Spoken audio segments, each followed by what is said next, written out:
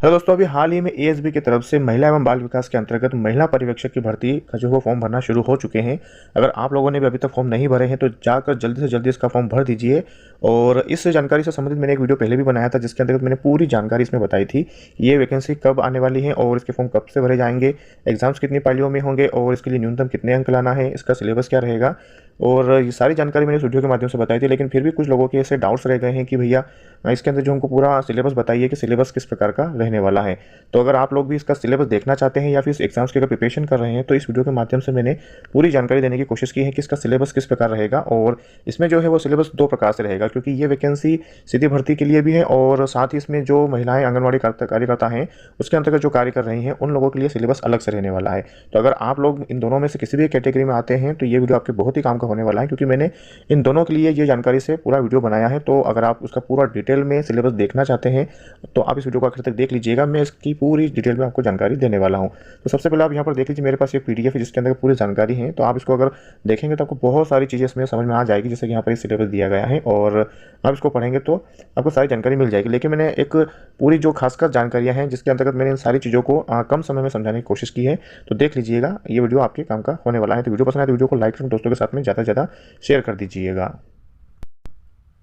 तो दोस्तों यहाँ पर आप देख सकते हैं कि मैंने आपको बताया था कि आपका आवेदन भरने की जो प्रारंभिक तिथि है वो 9/1/2025 से शुरू हो चुकी है। तो आप जाकर फॉर्म भर दीजिए अगर आपने अभी तक फॉर्म नहीं भरा है, क्योंकि इसकी लास्ट डेट जो है वो 23 जनवरी रहने वाली है और 9 जनवरी को ये शुरू हो चुका है। तो आपके पास ज़्यादा दिन बचे नहीं है। अगर आपने अभी भी फॉर्म नहीं भरा है और अगर आप लास्ट डेट का इंतजार कर रहे हैं तो ऐसा मत कीजिए, क्योंकि लास्ट डेट के चक्कर में आपका फॉर्म भरना ही रह जाएगा। तो आप जाकर पहले फॉर्म भरिए, उसके बाद में सिलेबस देखिए। अगर आप फॉर्म भर ही नहीं पाएंगे तो आपको सिलेबस किसी प्रकार का किसी भी काम का नहीं रहेगा। तो पहले फॉर्म भरिए, उसके बाद में हम इसके आगे बात करते हैं। अब यहाँ अगर आप फॉर्म भर रहे हैं तो आपका फॉर्म भरने के लिए आपको शुल्क जो देना पड़ेगा वो 500 रुपये देना पड़ेगा अनारक्षित वर्ग के लिए। और बाकी अगर आप SC ST अनुसूचित जनजाति या फिर अगर आप OBC से आते हैं तो आपको 250 रुपये का इसको फॉर्म चार्ज रहेगा। और बाकी आपका जो पोर्टल चार्ज रहना है वो वहाँ लगेगा। बस आपको ये काम करना है, उसके बाद आपको ये वाला वीडियो देख लेना है। इसके अंतर्गत मैं आपको पूरी जानकारी दे दूंगा और यहाँ पर हम स्टेप बाय स्टेप पूरी चर्चा करने वाले हैं। जैसे कि अगर आप यहाँ पर देखते हैं आपको न्यूनतम कितने अंक लाना है तो वो जानकारी आप यहाँ देख लीजिएगा। दोस्तों वीडियो थोड़ा बड़ा हो जाएगा तो वीडियो को आखिर तक देख लीजिएगा, क्योंकि इसके अंतर्गत मैंने पूरी डिटेल में जानकारी दी है कि आपको कितने अंक लाना है, कितने नंबर का पेपर होगा, एग्जाम सेंटर कहाँ कहाँ रहने वाला है, सिलेबस क्या रहेगा, ये सारी चीज़ें यहाँ पर मैं बताऊँगा मैं आपको। और इसमें आरक्षण की भी हम बात करेंगे कि आपको आरक्षण किस प्रकार से मिलेगा और कितना मिलने वाला है। तो यहाँ पर हम बात कर रहे हैं कि आपको न्यूनतम अंक कितने लाना है। तो अगर आप यहाँ देखते हैं तो मंडल द्वारा संचालित परीक्षा में केवल उन्हीं अभ्यर्थियों के नाम जो वो सफल अभ्यर्थियों की सूची में जोड़े जाएंगे जिनके लिए जो निर्धारित कुल अंकों में से न्यूनतम अंक प्राप्त होंगे। तो आप देख लीजिए यहाँ पर लिखा हुआ आप देखेंगे, अनारक्षित वर्ग के लिए अभ्यर्थियों के 50% और अनुसूचित जनजाति अनुसूचित जाति के लिए अगर आप देखते हैं और पिछड़ा वर्ग तथा निःशक्त जन के लिए 10% अंकों की छूट देते हुए 40% न्यूनतम अर्हता अंक आपको लाने ही होंगे। और अगर आप यहाँ आगे देखेंगे तो और भी जानकारी दी गई है, जैसे कि आप देखते हैं शासन द्वारा आर्थिक रूप से कमजोर वर्ग के उम्मीदवारों को न्यूनतम अर्ह अंकों में 10% की छूट भी आपको दी जाएगी। तो ये आप यहाँ पर पूरा देख लीजिएगा, मैंने आपको इसमें पूरी समझाने की कोशिश की है और आप इस वीडियो को पोस्ट करके भी ये जानकारी देख सकते हैं। आगे हम बात कर रहे हैं कि परीक्षा का आयोजन किस प्रकार रहेगा। तो अगर आप देखते हैं यहाँ पर तो ये एग्जाम्स आपको देखेंगे तो आंगनबाड़ी कार्यकर्ताओं के लिए सीमित सीधी भर्ती है। तो यहाँ पर प्रश्न पत्र की संख्या 1 रहेगी और आपका पेपर जो कुल 200 अंकों का रहेगा, जिसके लिए आपको टाइम मिलेगा 3 घंटे का। और खुली भर्ती के लिए बिल्कुल ये सेम रहने वाला है। आगे हम बात करते हैं इसके लिए। तो यहाँ पर आप देख लीजिए, हम बात कर रहे थे कि इसमें आपकी न्यूनतम आयु और अधिकतम आयु कितनी रहने वाली है। तो खुली भर्ती प्रतियोगिता में सीधी भर्ती में भरे जाने वाले पदों के लिए अगर आप देखेंगे तो न्यूनतम 18 वर्ष और अधिकतम जो है यहाँ पर 40 वर्ष रहनी चाहिए। और अनुसूचित जाति और अनुसूचित जनजाति, पिछड़ा वर्ग और शासकीय निगम मंडल स्वास्थ्य संस्था कर्मचारी नगर सैनिकों के लिए अगर आप यहाँ देखते हैं तो इसमें 18 से 45 वर्ष दिए गए हैं और 5 वर्ष की आयु सीमा में छूट भी मिलने वाली है। बाकी हम आगे और जानकारी देख लेते हैं क्या है। अब यहाँ पर हम बात कर रहे हैं आरक्षण की, तो इसको आप पूरा डिटेल में समझ लीजिएगा, क्योंकि ये आपके काम का रहेगा और हो सकता है कुछ लोग इसके बारे में पूरा डिटेल में अगर जानकारी देखते हैं तो उनको इसका लाभ भी मिल सकता है।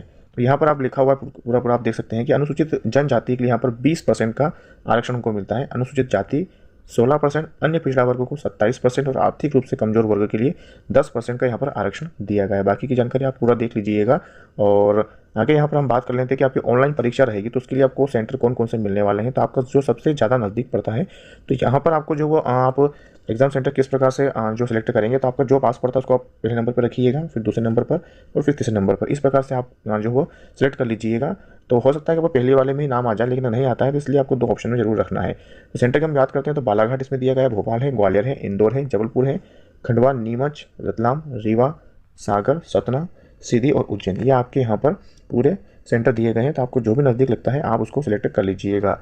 अब यहाँ पर हम बात कर लेते हैं जो कि हमारा मेन टॉपिक है, हमने इसी के लिए एक खास वीडियो बनाया है। तो सिलेबस को अगर मैं आपको डिटेल में बताऊंगा तो जानकारी बड़ी हो सकती है, तो वीडियो को बिना स्किप किए देख लीजिएगा, या फिर आप वीडियो को यहाँ पर पॉज करके भी इसको पढ़ सकते हैं। तो देख लीजिए यहाँ पर हम बात कर रहे हैं, तो यहाँ पर मैंने आपको पहले ही बता दिया था, ये भर्ती जो है वो जो आंगनवाड़ी कार्यकर्ता रहते हैं उनके लिए भी, और जो सीधी भर्ती में यहाँ पर अगर एग्जाम देंगे तो उन लोगों के लिए सिलेबस अलग रहने वाला है और इन लोगों के लिए सिलेबस अलग रहेगा। तो हम पहले बात कर रहे हैं आंगनवाड़ी कार्यकर्ताओं के लिए। तो देख लीजिए क्या है, आपका पेपर जो है वो 4 खंडों में विभाजित रहेगा। तो पहले खंड में अगर आप देखते हैं तो आपका जो टोटल अंक रहेगा वो 55 नंबर का रहेगा, यानी 55 नंबर, और ये डिवाइड किए गए हैं। तो वो आप देख लीजिए, पहला आपका जो विषय रहेगा वो रहेगा पोषण। तो इसमें आपके ये सारे टॉपिक रहने वाले हैं। ये टॉपिक मैं आपको पढ़कर नहीं बताऊंगा, क्योंकि अगर मैं पढ़ूंगा तो वीडियो काफ़ी लंबा हो जाएगा, तो आप इसको देख सकते हैं, आपको मैं विषय की जानकारी दे सकता हूँ। दूसरा रहेगा आपका यहाँ पर जीवन की विभिन्न अवस्थाओं में पोषण का महत्व। तो इसके लिए आपको किशोरावस्था, गर्भावस्था, धात्री मादाएं, नवजात शिशु, बाल्यावस्था और वयस्क, ये सारे टॉपिक आपको इसमें पढ़ लेना है। तीसरे अगर हम बात करते हैं तो गर्भवती की देखभाल, उसके लिए सारे टॉपिक्स यहाँ दिए गए हैं। और चौथा यहाँ पर है आपका टीकाकरण, ये टॉपिक रहेंगे जो कि आपके 8 नंबर से पूछा जाएगा। बाकी आप देखेंगे तो आपका पोषण वाला जो है सबसे ज़्यादा नंबर का यहाँ पर दिया गया है। उसके बाद में हम बात कर लेते हैं आपका टीकाकरण। तो टीकाकरण जो कि आपका 8 नंबर का रहेगा, और ये वाले सारे टॉपिक इसके रहेंगे। 5वें पर आपका स्वास्थ्य के विभिन्न राष्ट्रीय कार्यक्रम, तो देख लीजिए ये यहाँ पर आपका 6 नंबर का। कुपोषण की अगर हम बात करते हैं तो कुपोषण में अगर आप देखते हैं तो ये भी 8 नंबर का रहेगा। 7वां आपका रहेगा सामान्य बीमारियों की जानकारी, तो ये भी आपका 8 नंबर का रहेगा। अगर आप इसको टोटलिंग करते हैं तो आपका 55 पूरा कंप्लीट हो जाएगा। ये यहाँ पे आपका पहला खंड। अगर हम बात करते हैं दूसरे खंड में भी आपको सेम चीज़ें दी गई हैं, लेकिन यहाँ पर आपके टॉपिक बदल जाएंगे और नंबर तो आपके सेम रहेंगे। ये वाले भी जो आपका जो खंड रहेगा द्वितीय खंड यानी कि दूसरा, इसमें भी आपको 55 नंबर का पूछा जाएगा। तो ये भी डिवाइडेशन देख लीजिए। पहला यहाँ पर आपका इसमें टॉपिक रहेगा सामान्य ज्ञान विभागों की योजनाएं। तो जितनी भी योजनाएं हैं आप देख लीजिएगा, महिला एवं बाल विकास के अंतर्गत जो भी आई गई हैं उन सारी को आपको डिटेल में पढ़ लेना है, सारी चीज़ें अच्छे से देख लीजिएगा, क्योंकि यही सबसे ज़्यादा नंबर का यहाँ पर पूछा जा रहा है। दूसरा यहाँ पर नियम, अधिनियम एवं अधिकार। तो देख लीजिए बच्चों के कानूनी अधिकार एवं संबंधित नियम, अधिनियम, ये सारी चीज़ें देख लीजिएगा। शिक्षक अधिकार वगैरह सारी चीज़ें आपसे पूछी जाएंगी, और ये सारे टॉपिक आपको बिल्कुल तरीके से पढ़ना है, क्योंकि ये भी आपका 10 नंबर का रहने वाला है, और ये दोनों टॉपिक आपके बहुत बड़े रहेंगे। तीसरा यहाँ पर शारीरिक संरचना, सामान्य ज्ञान, तो ये सारे टॉपिक हैं जो कि 8 नंबर के रहेंगे। और अगला है आपका कंप्यूटर का ज्ञान, जो कि आपका 7 नंबर का रहेगा। और 5वां है सामान्य गणित, जो कि 8वीं लेवल तक पूछी जाएगी, ये 10 नंबर का रहेगा। और छठा है सामान्य तर्क शक्ति, इसमें आपने अगर पहले एग्जाम्स दी होगी तो ये वाला आपके लिए बहुत ईजी रहेगा, यहाँ पर आप नंबर कवर कर सकते हैं। और नंबर कवर करने के लिए मैं आपको और भी चीज़ें बता देता हूँ, क्योंकि जो पहले से तैयारी कर रहे हैं उनको ये ईजी रह जाएगा। अगर आप लोगों का सामान्य ज्ञान अच्छा है तो आप लोग ये 10 नंबर यहाँ से उठा सकते हैं। उसके बाद में ये गणित वाले 10 नंबर उठा सकते हैं, और ये तर्क शक्ति वाले आप यहाँ से 30 नंबर से 40 नंबर का पूरा कवरेज लेकर चलेंगे। बाकी अगर आप ये छोटे टॉपिक भी तैयार करते हैं तो आपके कुछ नंबर यहाँ से भी कवर हो जाएंगे। ये था हमारा दूसरा। अब यहाँ पर हम तीसरे खंड की बात कर लेते हैं। तो तीसरे खंड में अगर आप देखेंगे तो ये जो है इसमें आप देखेंगे इसके नंबर कम हो गए हैं, ये 45 नंबर का रहेगा। अगर 200 नंबर का पेपर रहता है तो जिसमें से आपके मैंने 55 के 2 बता दिए हैं, जो कि कुल मिलाकर आपका 110 हो जाता है, और यहाँ पर आपका 45 के 2 पेपर हो जाएंगे। इस तरह से आपका पूरा 200 नंबर का पेपर हो जाएगा। अब यहाँ पर आप देखते हैं तो इसमें ये आपका थोड़ा बड़ा स्कोर रहेगा, देख लीजिएगा। पहला जो आपका है विषय देख लीजिए, संचार एवं परामर्श कौशल संबंधित 2 अपठित गद्यांश आएंगे। यहाँ पर आप नंबर कर पाएंगे क्योंकि बहुत अच्छा है ये, और इसमें आपको पढ़कर आंसर देने रहेंगे। तो ये 12 नंबर का रहेगा। दूसरा विकास की अवधारणा एवं उसकी मुख्य चुनौतियों, पंचवर्षीय योजनाओं में विकास, समकालीन सामाजिक चुनौतियों एवं सरोकार, ये भी 10 नंबर का रहेगा। तीसरा जो आपका टॉपिक है वो 8 नंबर का रहेगा। चौथा नंबर आप देखेंगे तो 7 नंबर का ये रहेगा, और 5वां टॉपिक जो आपका वो 8 नंबर का रहेगा। टोटल मिला के यहाँ पर आपके 55 नंबर कंप्लीट हो गए हैं। आगे हम बात कर लेते हैं चौथा खंड जो कि आपका रहेगा। दोस्तों अभी तक जो ये मैंने चारों खंड की हम बात कर रहे हैं, ये अभी तक जो आंगनवाड़ी कार्यकर्ता है उन लोगों के लिए ये विषय है। बाकी अगर आप सीधी भर्ती दे रहे हैं तो उसके लिए टॉपिक सारे अलग हो जाएंगे, लेकिन पेपर आपका 200 नंबर का ही रहेगा, तो आपके टॉपिक चेंज हो जाएंगे सिर्फ। देख लीजिए यहाँ पर पहला इसमें जो चौथे खंड में आपका आ रहा है वो है बाल विकास का परिचय, जिसके अंतर्गत आपको 12 नंबर का ये पूछा जाएगा। तो बड़ा टॉपिक है, ज़्यादा नंबर है, कवर कर सकते हैं आप अच्छे से। शाला पूर्व शिक्षा परिचय, ये भी 12 नंबर का रहेगा। विशेष आवश्यकता वाले बच्चे, जो कि 10 नंबर का आपको इसमें से टॉपिक पूछे जाएंगे, तो वो देख लीजिएगा। चौथे नंबर अगर हम बात करें तो ये है आपका यहाँ पर 11 नंबर का, और आप इसको काउंटिंग करेंगे तो आपके कुल मिलाकर 45 हो जाएंगे। तो आप यहाँ से भी अच्छे नंबर कवर कर सकते हैं। तो ये था आपका यहाँ पर पूरा टोटल। मैंने आपको चारों के चारों टॉपिक बता दिए हैं, जिसके अंतर्गत आपके सारे सब्जेक्ट मैंने बता दिए और पूरा सिलेबस बता दिया है। अब यहाँ पर आप देखते हैं तो आपका सीधी भर्ती में स्नातक पर अगर आप देखते हैं तो स्नातक स्तर पर ये पूछा जाएगा, और इसमें आप देख लीजिए तो पहला जो आपका ये है भाग, इसमें आपको 55 नंबर का पूछा जाता है, जिसमें आप अगर देखते हैं तो पहले नंबर पर आता है आपका पोषण। और पोषण में आप देख लीजिए इतने सारे टॉपिक हैं जो कि आपको कवर करना है, और 10 नंबर का ये पूछा जाएगा। दूसरा है जीवन की विभिन्न अवस्थाओं में पोषण का महत्व, 8 नंबर का। गर्भवती की देखभाल 7 नंबर का, टीकाकरण 8 नंबर, स्वास्थ्य के विभिन्न राष्ट्रीय कार्यक्रम 6 नंबर का है, और कुपोषण जो है आपका 8 नंबर का, और सामान्य बीमारियों की जानकारी 8 नंबर की है। तो ये देख लीजिएगा, यहाँ पर आपके सारे नंबर 55 हो गए और आपको ये टॉपिक पढ़ना है डिटेल में। और आज से ही शुरू कर दीजिए आपकी तैयारी, क्योंकि आपके एग्जाम में ज़्यादा दिन नहीं बचे हैं। 28 फरवरी को आपका पेपर है और हो सकता है कि आपका पहले ही दिन, आपकी पहली ही पारी में आपका नंबर आ जाए, तो आपको पहले ही दिन मानकर चलना है, आपके पास ज़्यादा समय नहीं बचा है। दूसरा, अगर हम बात करते हैं आपका दूसरा भाग में, तो सामान्य ज्ञान एवं तर्क शक्ति पर आधारित रहेगा।